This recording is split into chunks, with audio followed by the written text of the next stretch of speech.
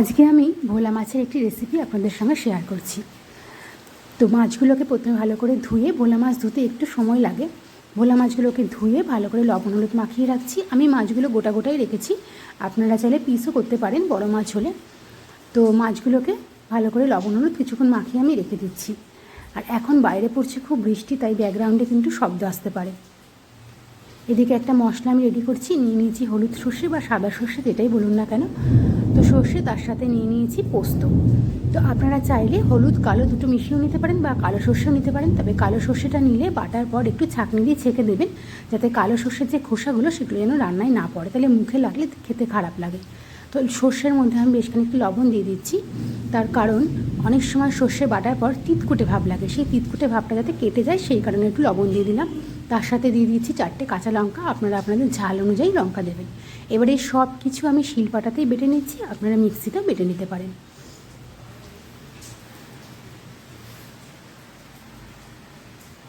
এদিকে ভোলা মাছগুলো আমি অল্প অল্প করে ভেজে নিচ্ছি, কারণ ভোলা মাছ যেহেতু নরম, তো সেই কারণে আমি অল্প অল্প করে মাছ ভেজে নিচ্ছি।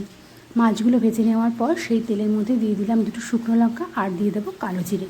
এবার একটু ফোড়নটা হয়ে আসার অপেক্ষায়।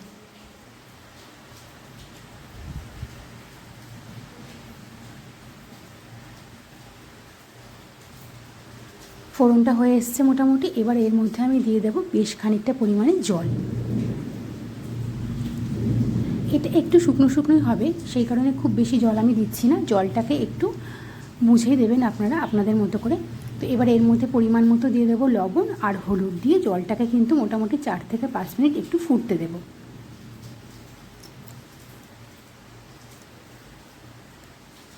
সব কিছু ভালোভাবে একটু মিশিয়ে নিচ্ছি হলুদ আর লবণ দেওয়ার পর।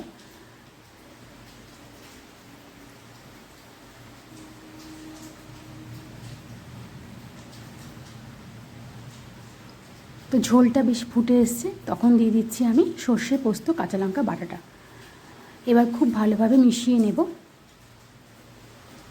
দেখুন সর্ষে পোস্ত বাটাটা দেওয়ার পরপরই কিন্তু ঝোলের রঙটা একেবারেই চেঞ্জ হয়ে যাচ্ছে। সর্ষে পোস্ত দেওয়ার পর কিন্তু খুব বেশিক্ষণ আমি ফোটাবো না, সেই কারণেই কিন্তু ঝোলটা আমি আগেই ফুটিয়ে রেখেছি। মোটামুটি 2 মিনিট মতো ফুটিয়ে নেব। ঠিক যখন এরকম ফুটে আসবে তখন গ্যাসের ফ্লেমটাকে একেবারে লো করে দিয়ে মাছগুলোকে আস্তে আস্তে আমি দিয়ে দেব।